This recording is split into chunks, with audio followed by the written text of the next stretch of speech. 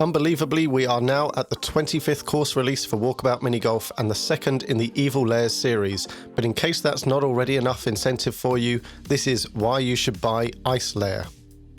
The Evil Lairs series kicked off last year with the highly praised yet tantalisingly tricky Laser Lair, which centred around the weapon of choice, lasers, as a course mechanic and obstacle. But in case that didn't quite cut it for you, we now have the Ice Lair offering. The story behind this lair seems to be an evil uprising of Atlantic puffins, geared towards mass domination through global cooling. The lair itself is a nest of research and development, planning and construction of a giant world-conquering freeze ray, and the course itself takes you on a tour of the various engineering, social and plotting rooms.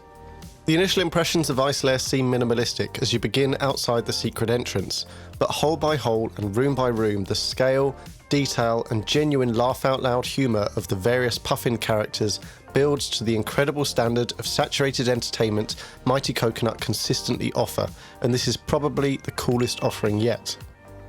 The day course introduces you to the layout and functionality of the operation these cunning puffins are running, and does so with far more detail and nuance than is ever necessary for this price. What's so warming about this particular course is that you just know that to achieve such brilliant ideas about what roles and animations to assign each puffin, the developers must have had some of the funniest brainstorming sessions and lightbulb idea moments. The night course then brings you to the same lair in a state of disrepair and unexplained chaos, and poses questions which are satisfyingly answered in the fox hunt, telling the story of a union uprising among the puffins who seemingly are now warming to the idea of more conventional climates.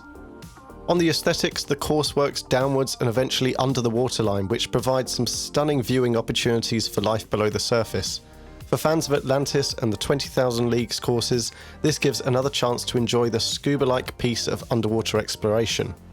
If you're comfortable with smooth locomotion, there are also a few Easter eggs from the extended Walkabout Minigolf universe to spot, so time spent exploring is certainly rewarded.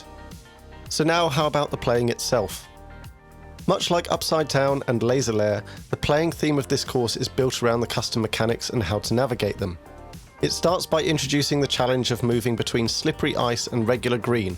Fortunately, the holes are surrounded by clean-cut stone walls, so at least perimeter textures aren't something you need to overthink.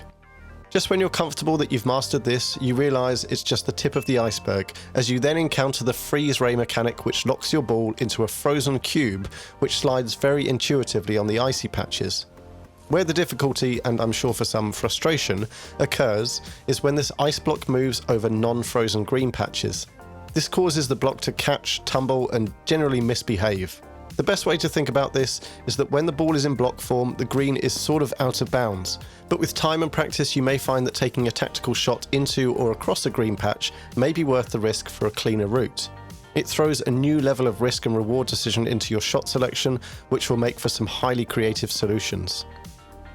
As the holes become more complex and larger, we see the final mechanic introduction of the heat pad.